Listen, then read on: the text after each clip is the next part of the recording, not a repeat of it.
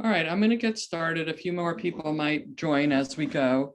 So I just wanted to start with an introduction. My name is Adina Abramowitz, and I work for myself in a consulting group I call Consulting for Change. I've been working with Native CDFIs for probably close to 20 years now. And I considered it one of the biggest honors and privileges of my career that I've had this opportunity. I come to you from Philadelphia, which is unceded territory of the Lenni Lenape people, and some of them are quite visible and active in my community. I learned a number of years ago that many Lenni Lenape, who were some of the first peoples to have contact with white people, lived sort of underground for many, many generations, and then discovered in more recent times that they were indigenous and have been, as it were, coming out as indigenous. And I want to honor that and raise that up as an amazing thing that's happening in our world now. Yeah. So today we're going to talk about an alternative to strategic planning that has been popular during the pandemic called scenario planning. And really, the more I think about it, the more I'm wondering if we should always be doing scenario planning. But I'll leave that up for you to think about. If we could go to the next slide, please. So here's our agenda for today. We're going to talk about what is scenario planning. And then we're going to talk about the 5 steps of scenario planning. And then I'm going to break you into small groups and ask you to do 2 exercises that are very, very briefly, you'll do these 2 exercises that normally would take a much longer period of time, but give you a little bit of a flavor for what scenario planning is. So I'm a consultant who's done gobs and gobs and gobs of strategic planning. And when the pandemic started, I thought, how are we going to do strategic planning anymore? Am I going to have any work? I was really thinking I'll have a lot less work and I'll do other things. I'll finally clean out my attic and things like that. Well, that didn't happen. But I did discover this other approach, which is called scenario planning. So I don't know how many of you know how to use your raise the hand function, but you can do that using the reactions button. I was curious how many of you work for organizations that have some kind of either strategic plan or business plan or something of that nature. So let's see, we got one hand up. Yes, okay. So quite a few of you do. Great. And if you could put in the chat, if you know of one important goal in your plan, put it in the chat if you feel so moved. No pressure. Anybody who feels like putting a goal in the chat.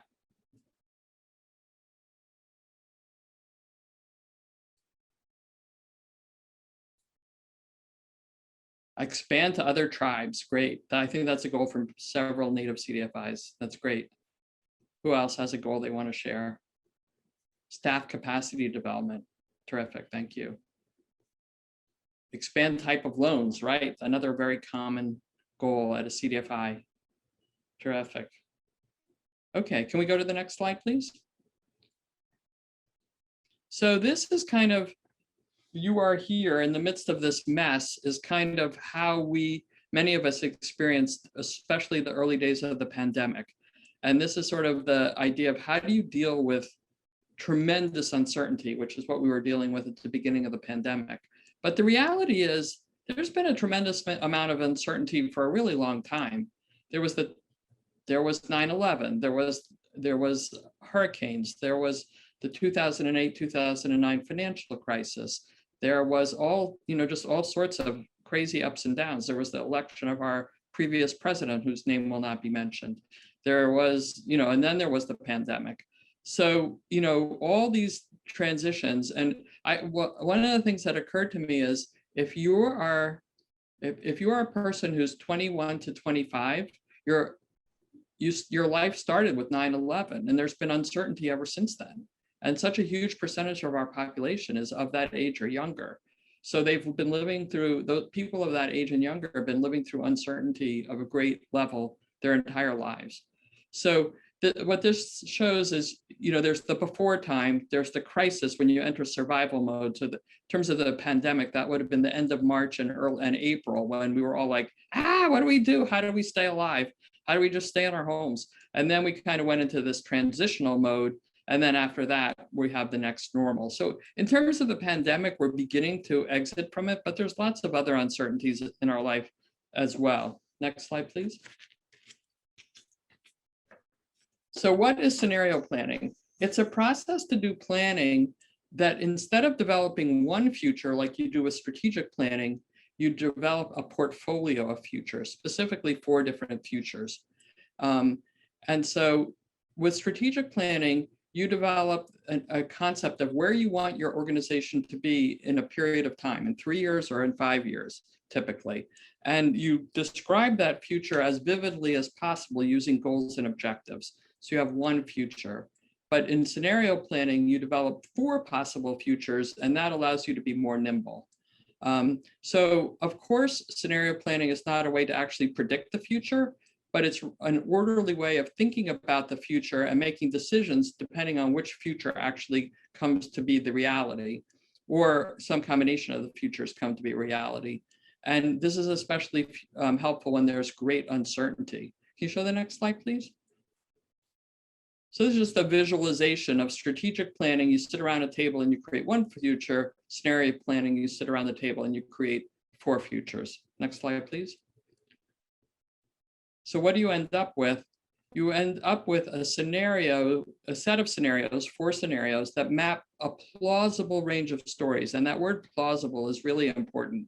We're not going to deal with a future where, you know, an asteroid comes down from the sky and blows up your community. That's not a plausible future. We're going to deal with 4 plausible futures, and we're going to think about the external conditions, how they're going to change. We're going to develop different hypotheses about what the future might look like, and it's going to be imaginative, but again, plausible, and it's going to be holistic. You're going to look at all kinds of different elements that's going to go in your, going to happen in these 4 futures. And you're going to develop a plan of action for each of the 4 scenarios. And what you're probably going to find out is that many of the futures have a lot in common. And some of the futures have certain components that are really different. So I want to encourage you, if you have questions, to either raise your hand or type them in the chat, or a small enough group that we can just stop. The challenge is that I can't see all of you on one screen, so probably typing into the chat would be a better idea. So next slide, please.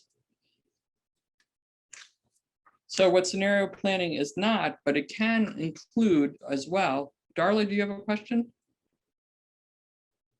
Because your hand is raised. Okay. So what it's not is a fully developed budget. It's not a way to accurately predict the future, because if any of us could accurately predict the future, we could pursue a different career that would make us a lot of money. It's not a way to benchmark success. It's a way to create a roadmap for how your organization will respond to a variety of futures. Now, once you develop that roadmap, you can create a fully developed budget. You can create ways to benchmark success after you're done with the scenario planning. Okay, next slide, sorry. So scenario planning happens in 5 steps. And when I'm talking about this, I'm relying heavily on the work of a consultant named Matt Ranen, R-A-N-E-N, and you can look him up on the web, and he has this, he has a website that has many resources on it that are free.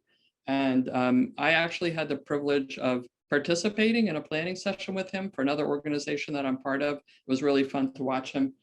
So he's kind of one of the premier consultants that uses scenario planning. So if you want to know more about it, go to his website, mattranen.com. So he describes, and I've done this process with a number of different organizations, scenario planning in 5 steps. The first 3 steps are divergent. That means you generate more and more insight. So the things get more and more big, or I call that open the Pandora's box, be aware of all the challenges. And the last two steps are what he calls convergent. In other words, you make choices, you close it down a little bit, and you drive it towards action. So those are the 5 stages, and I'm going to explain them all in a little bit more detail. But one of the things that's really important to realize is that scenario planning, much like strategic planning, is both an art and an analysis. There's no one right answer for sure for any organization. And it includes both research and analysis and technical knowledge, but it also includes your gut instincts and your best feelings about where the future is going to go. Next step, please. So in the orient stage, you get focused on your organization's understanding of the official future. You identify your organization's deeply held beliefs. And you also think about what is your organization's level of readiness to change. And I encourage you, if you wish, to put in the chat, what do you think is the biggest challenge for your organization to make the change it feels it needs to make? And then you think about what are the most critical questions we need to answer during the scenario planning process? What do we hope to answer?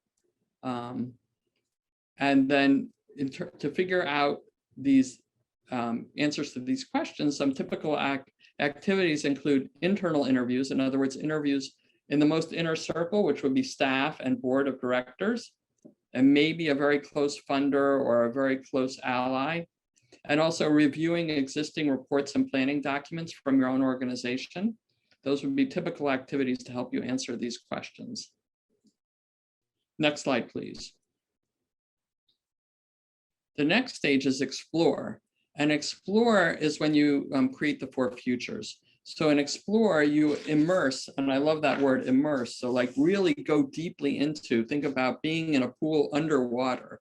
Immerse both the staff and the board in identifying and understanding the forces that have the potential to dramatically change the course of either both your industry and your organization. So both the Native CDFI industry and your particular organization, including but not limited to, and they call this STEEP: social, technological, economic, environmental, and political. So an example of a social change or a technology change might be, great broadband finally comes to my reservation, or it could be a political change. We have an election coming up at our, in terms of our tribal government, and really different kinds of people are running. So who wins could really change what's going on. Or it could be a change in the overall economy of the whole country that impacts your community. So this is where you think about these forces, and you prioritize them, and you choose the top 2, the 2 that are both plausible and will have a big impact. And then you create a 2x2 matrix, which results in 4 futures. So for example, you could have one that is, the tribal election idea, and how much capital is available to your community, into your Native CDFI. So then you would have 4 futures of either the progressive tribal council is elected or not, or the status quo tribal council is elected. And then you could have capital available doubles or triples, or capital available stays the same. And you have those 4, you create those 4 futures. That's just an example. I don't mean that to be the one that's necessarily true for your community. So for here, activities would include interviews with outside experts, reading relevant research and reports, and educational workshops to figure out what are the 2 biggest uncertainties that could impact your organization, and therefore, what are those 4 futures? Next slide, please. So step 3 is synthesize. Synthesize is where you look at each of these 4 futures and you make a story about it. You identify what's the story of each scenario and how it would impact your organization. And typically what I like to do is to ask people to think about, if you were writing the newsletter of your organization in 2 or 3 years, and this was the scenario, what were the headlines throughout those 2 or 3 years in the newsletter, and when did those headlines come out? So for example, the first organization I did with this with was before the election, and when we didn't have any vaccines yet. So the 2 uncertainties were what would happen with the election and what would happen with the pandemic. So we had Trump elected or Biden elected, and we had the virus is like extreme and causing much damage, or the virus is a little bit calmer, but we didn't imagine it would be possible that the virus would be over.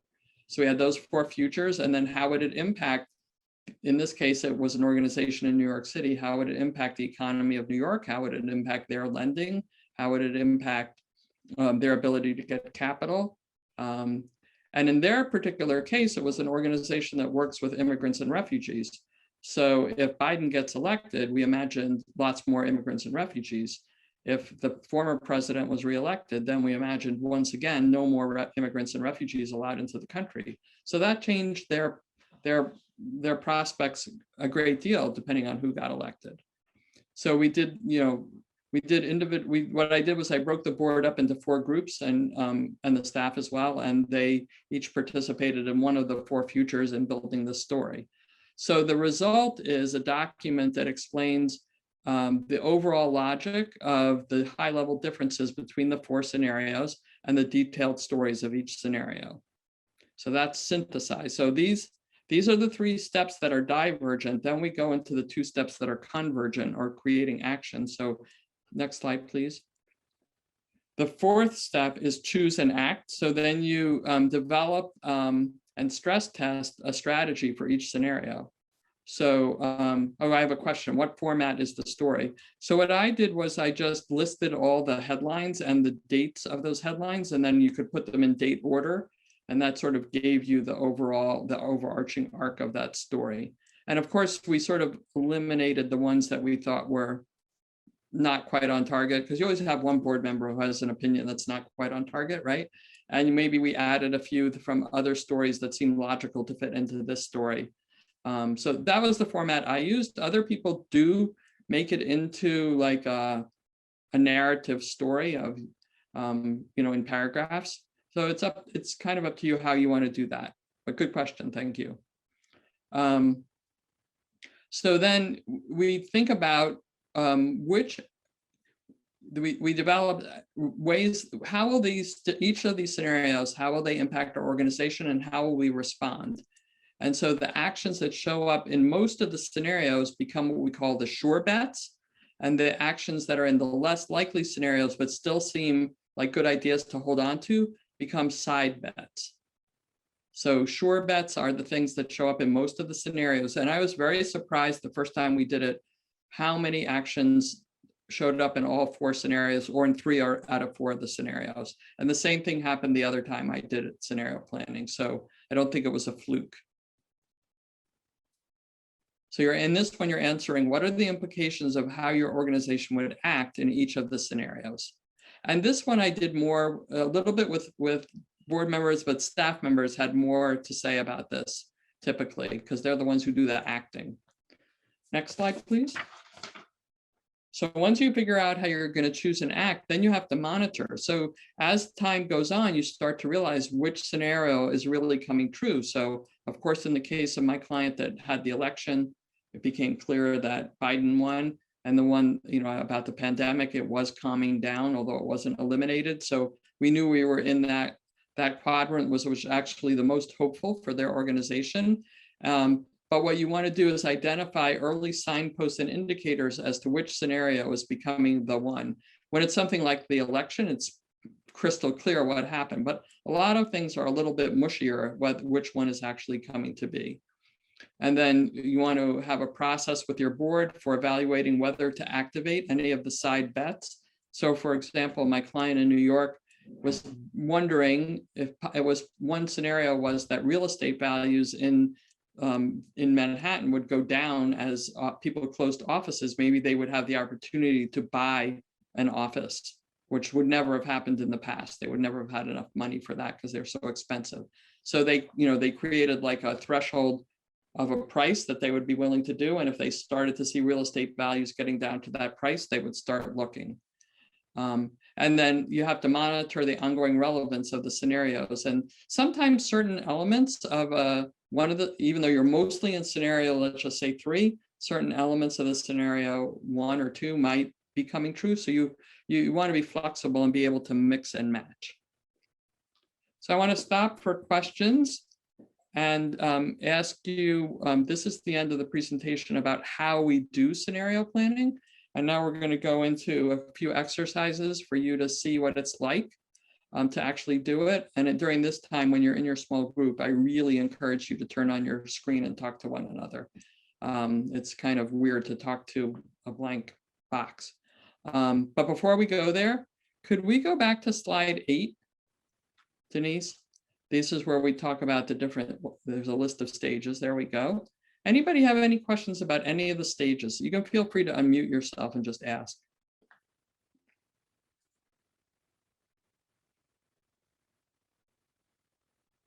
For those of you who've been through strategic planning, what do you see as being different in this version, in this kind of planning from strategic planning?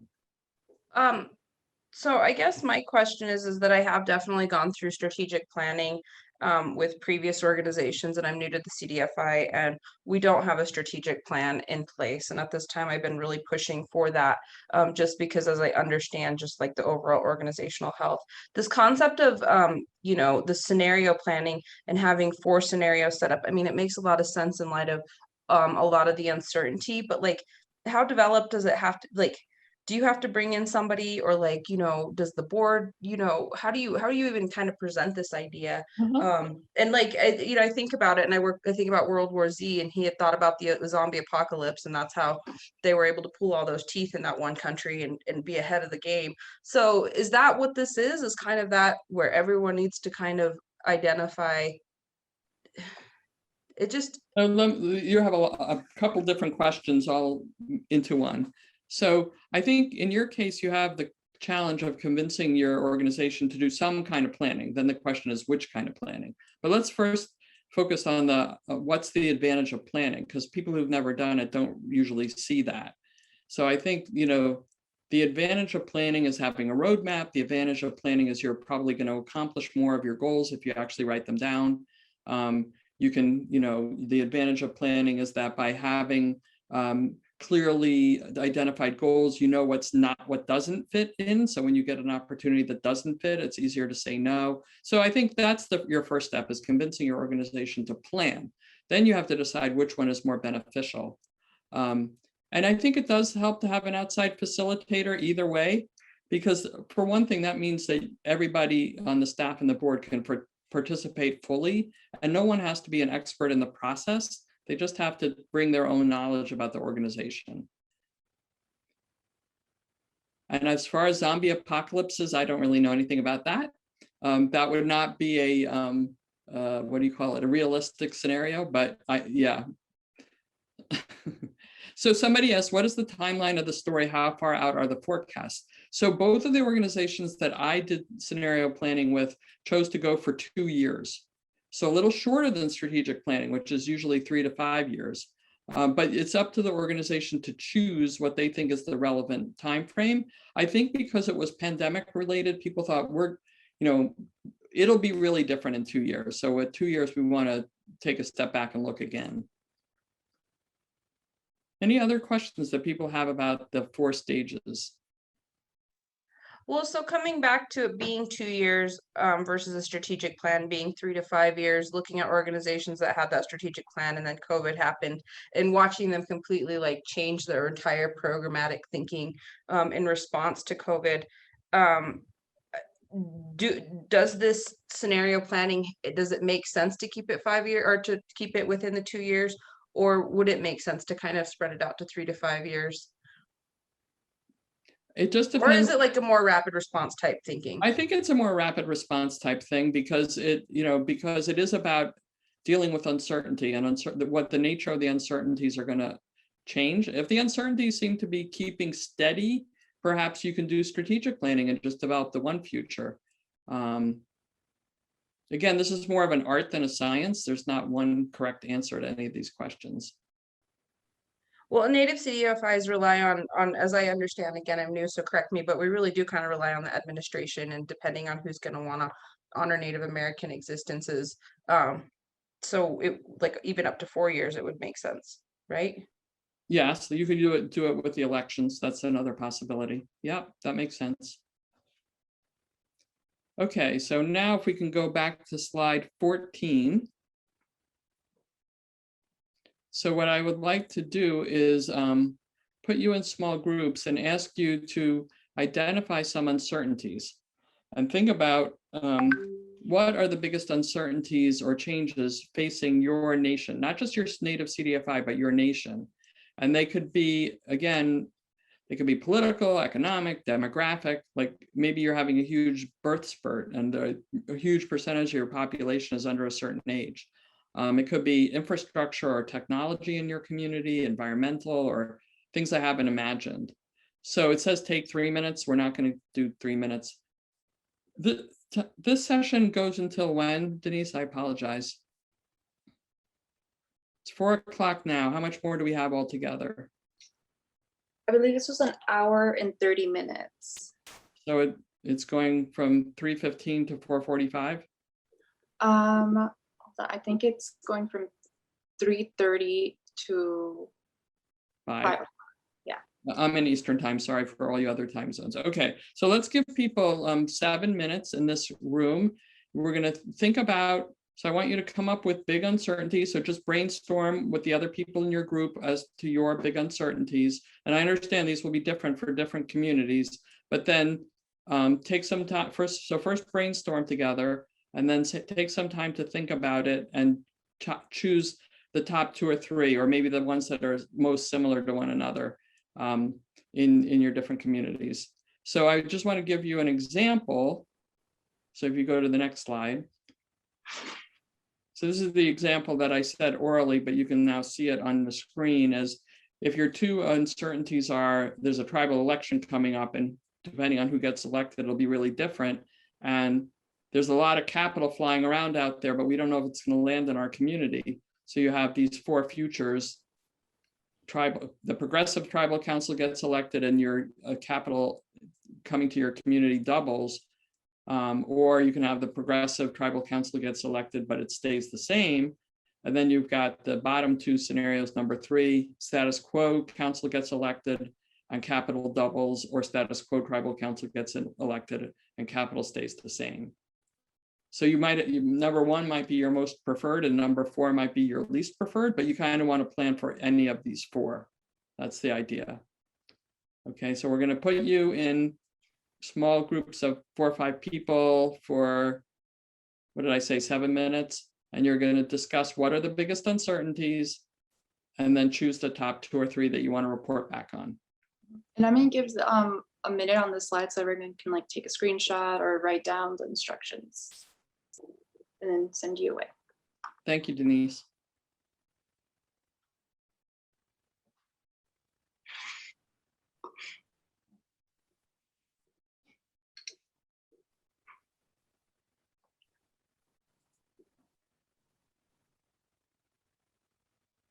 Look at all you beautiful people. Thank you for turning on your cameras.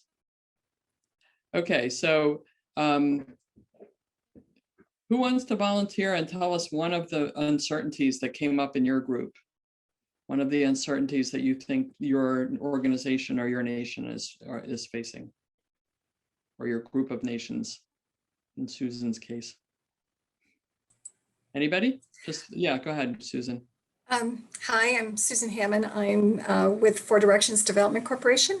We are Native CDFI serving 4 tribes in Maine. And one of the things that has really come up on our radar recently is the ARPA funding. We know that there's this large sums, multi-million sums of funding coming to our tribe specifically. And we know that they're feeling overwhelmed and not sure yet how to manage these large sums of funds that are coming into small tribes that have typically been low wealth tribes. And we are looking to see what role we can play to help them in some planning for that, looking at long-term sustainability, looking at leveraging, but that the new ARPA funding is what is great. Thank you. That's a great one. So something that would seem like a happy story, lots of funding, is actually an uncertainty and a challenge because of the history. Great. Who else would like to volunteer one of the uncertainties that came up in their group?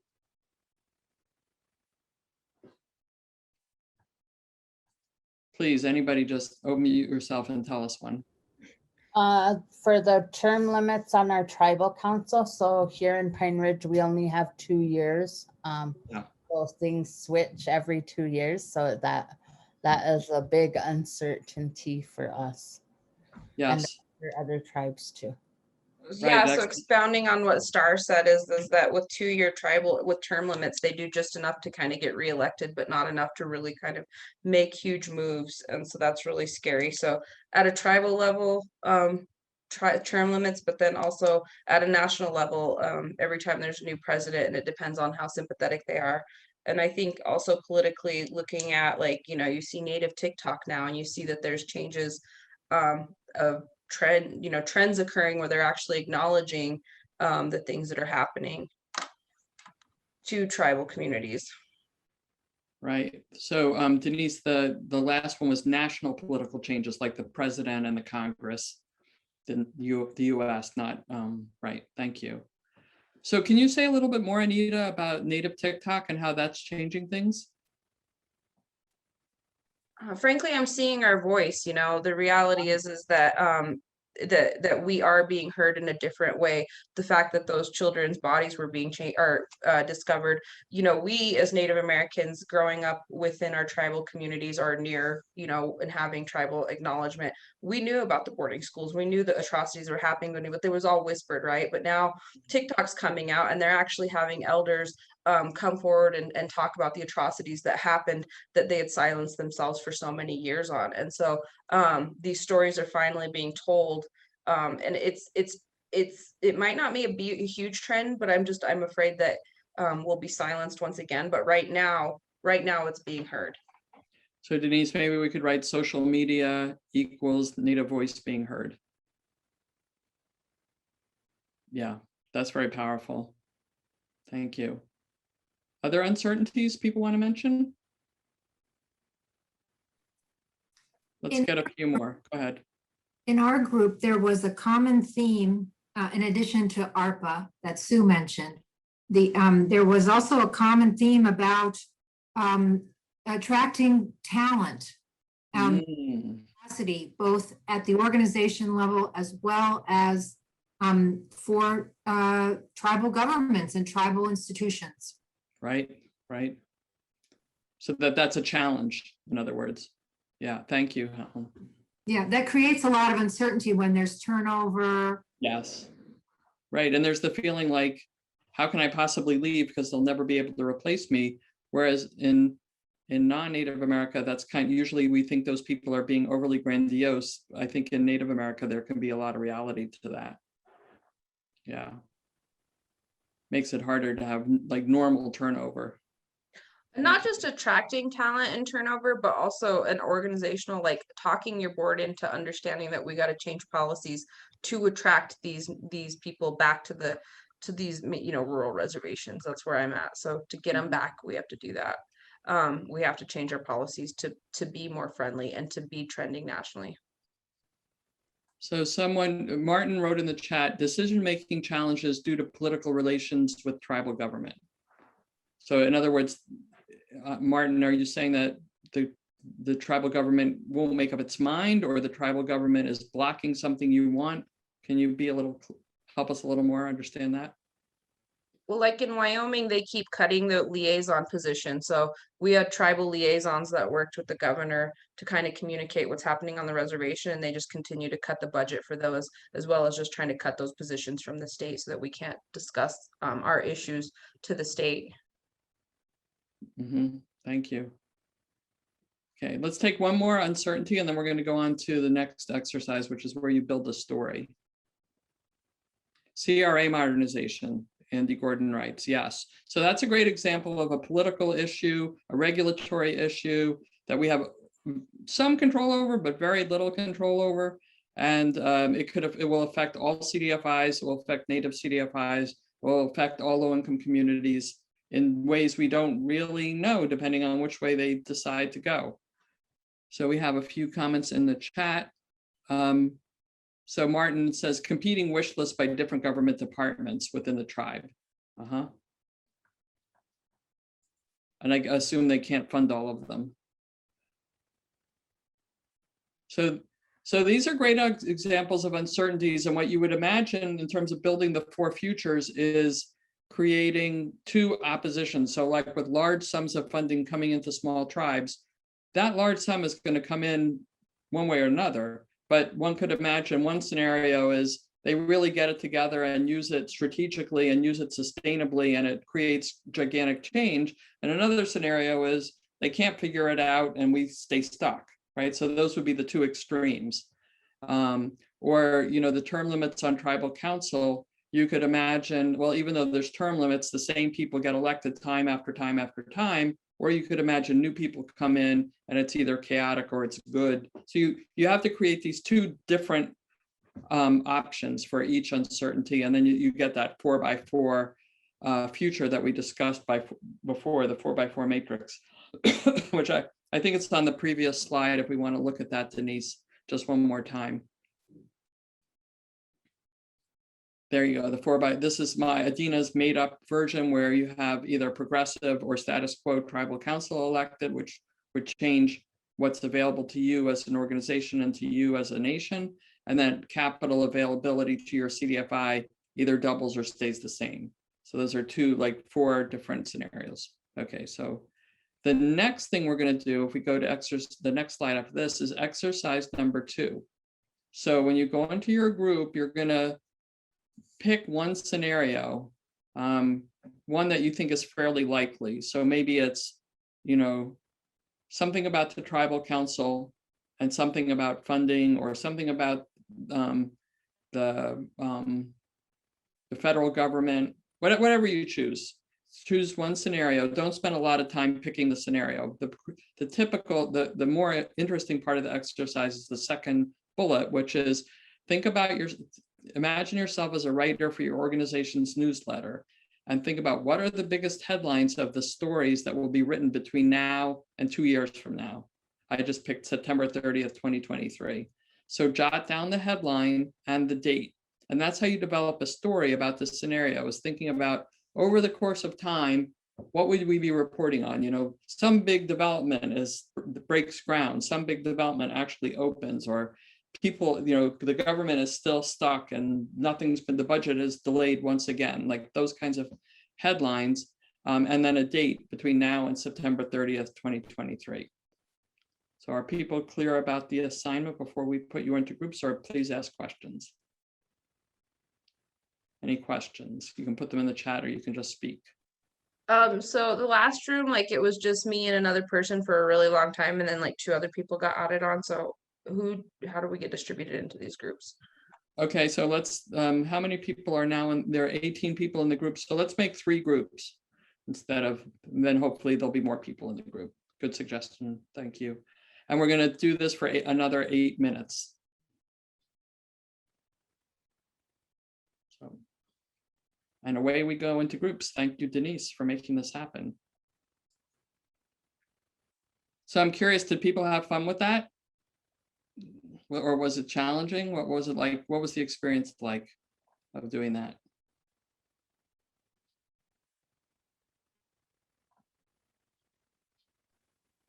It was really hard. It was hard, okay. People could just put a one-word answer in the chat if you want. That's another option. What was this experience like? It was a little tough, I think, for our group. We kept, I think, telling ourselves, and I think one of our partners even said that we're not in communication. So it was hard for us to come up with a headline and such. Oh, you're not, okay, okay, I get it. Yeah, we're not in communication, so yeah. Mm-hmm. I didn't really mean it to be that formal. I hope people didn't feel constrained. Okay, so story headline, somebody wrote, ARAP funds invested in long-term sustainable community housing, small business, and infrastructure development. So that's a positive headline. We like that. So first off, did people have trouble choosing? How did you choose the scenario? How did that go, choosing the scenario, the one that you were going to work on? Did you come to agreement on that, or was that hard to do? Just feel free to unmute yourself. There's not that many of us.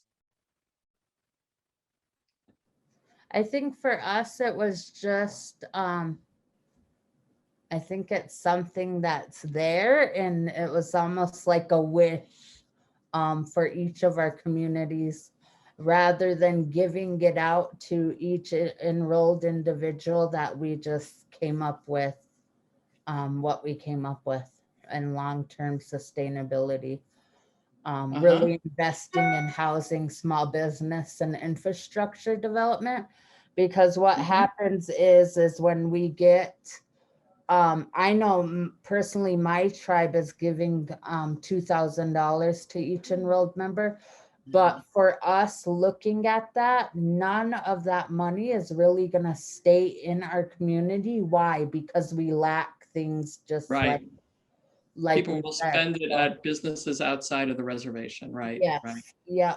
Right. It seems like a good answer, but we know it's not necessarily the right answer, right? Or the best answer, right? Who else had a story, a headline that they could share any about their scenario?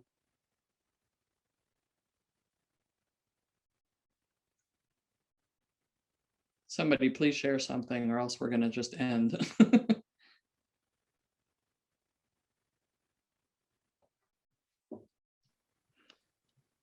Adina, this is Andy. I think we were a little confused about the directions because we thought each of us had to come up with our each scenario. So we didn't really concentrate on one scenario, but I'll throw one out. I did the CRA modernization, and I would like to see a headline in the coming years that CRA sees to weighing heavily investment in Indian country and projects that are not in the assessment areas of the bank. Yes. Or that there's a change to the definition of assessment area so that it includes more of native country, Yes. all of native country, yeah. So CRA changes to create lots of investment in Indian country, it would be fine. Thank you, Andy. And the banks get more heavily weighted for that kind of investment. They rather get than more points traditional. for that kind of investment, yeah. Yeah.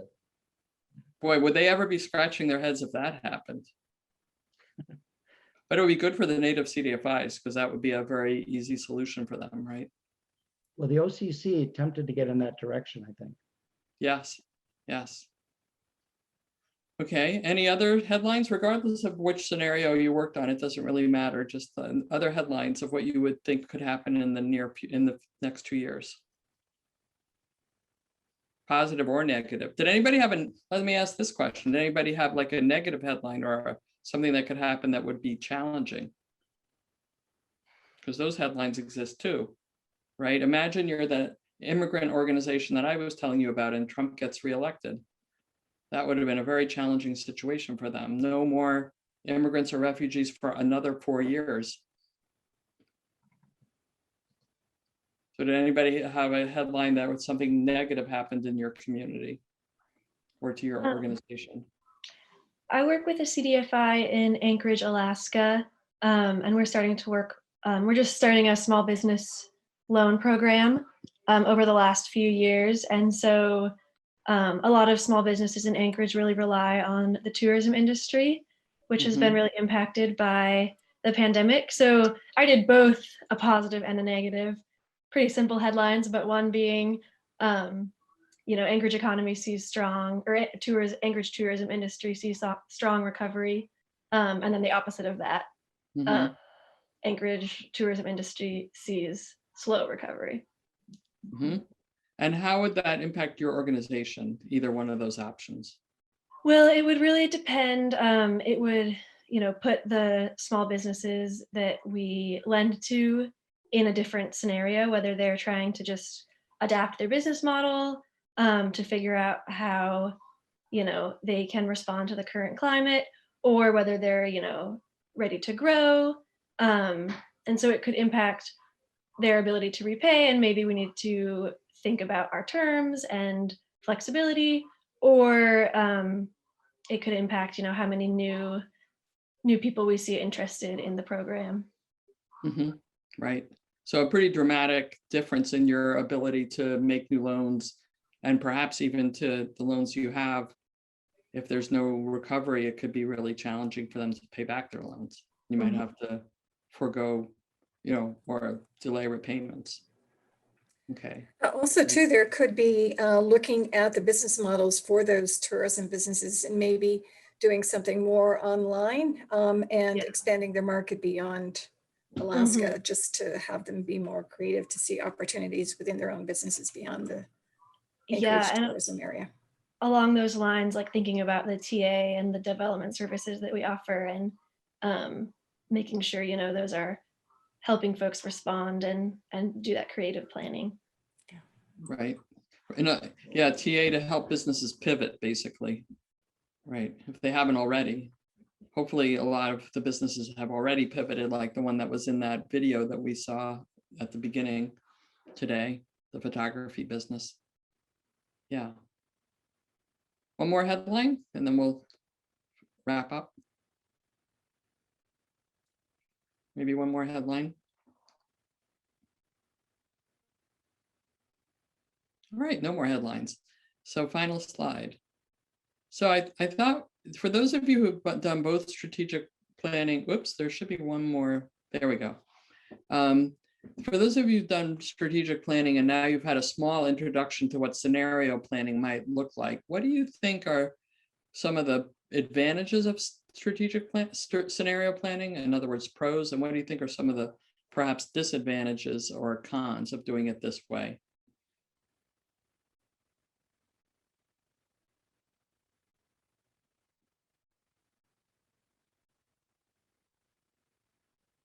I know you just got a brief introduction to what scenario planning is like, but still, you might have, if those of you who've done a lot of strategic planning, perhaps there's something in your mind saying, but you don't get to do this, or you don't end up with that result. So what do you think are some of the pros and cons of doing it this way?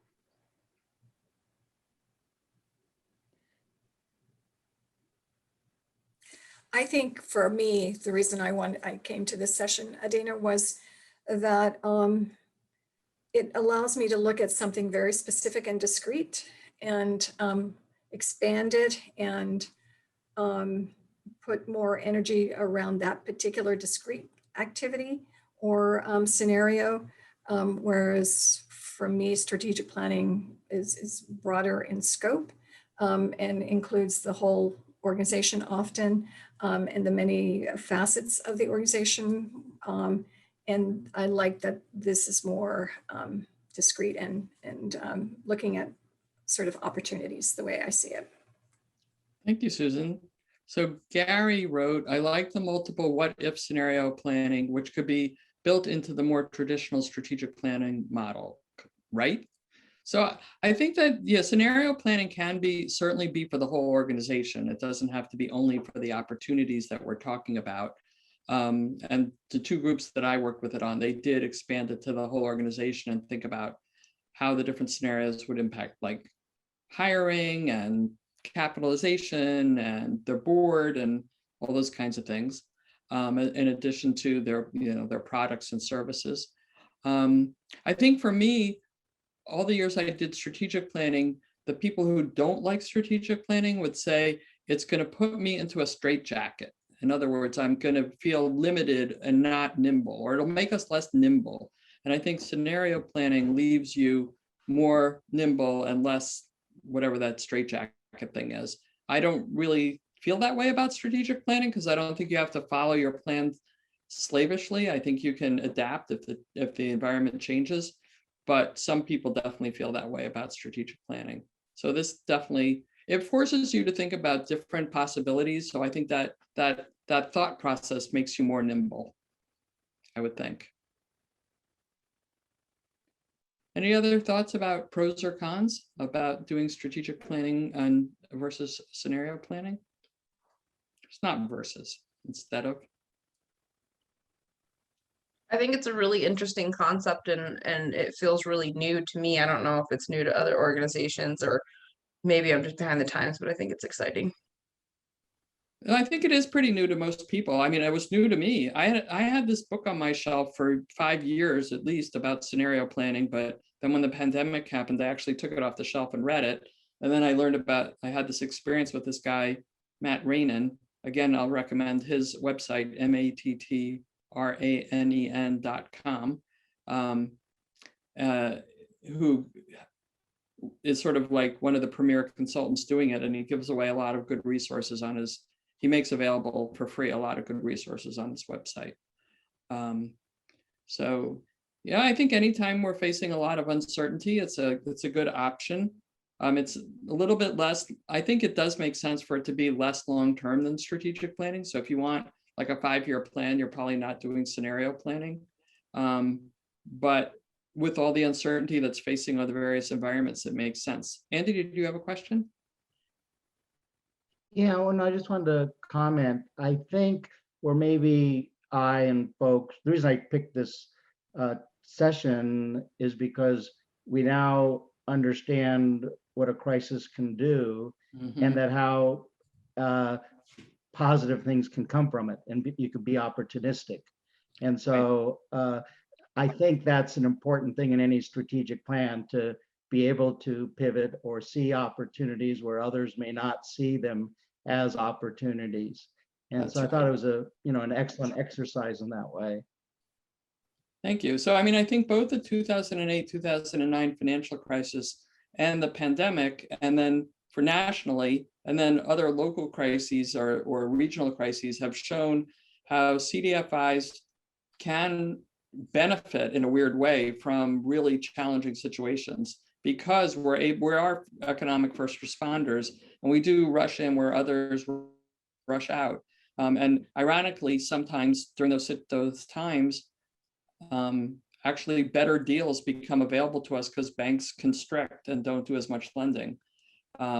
So, I mean, as soon as the pandemic started, every CDFI I knew that they were going to be doing a lot of activity. They didn't know exactly what kind of activity, but based on 2008, 2009, the ones that were around then, they knew that a lot was going to happen. So yeah, I totally agree with Andy, is when the going gets tough, we're the first in there, and good things can happen both for us and for the communities we serve if we're nimble and if we're opportunistic. So yeah, that's exactly right. So somebody asked a question in the chat. How long does this process take? Okay, strategic planning can be a long slog. So in my experience, scenario planning took about 4 or 5 months. And in my experience, I never let strategic planning take more than 6 months. So not that different.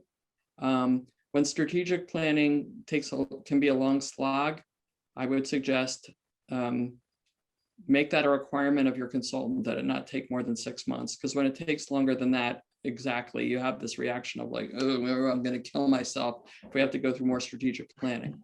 So yeah, you can get it done in 6 months if you have a consultant who's focused.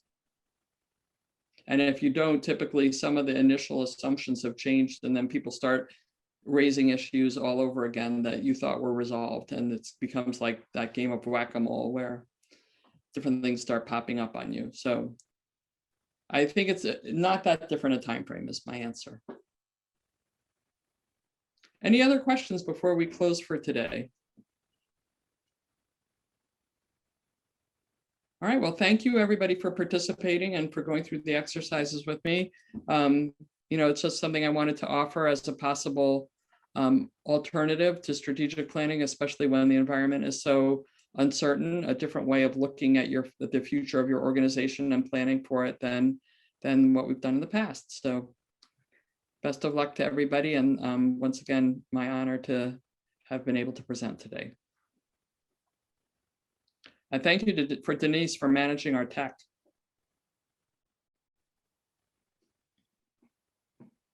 Okay, thank you all. And also, I think we have one more closing session for today. So I'll see you all there. Thank you, Adina.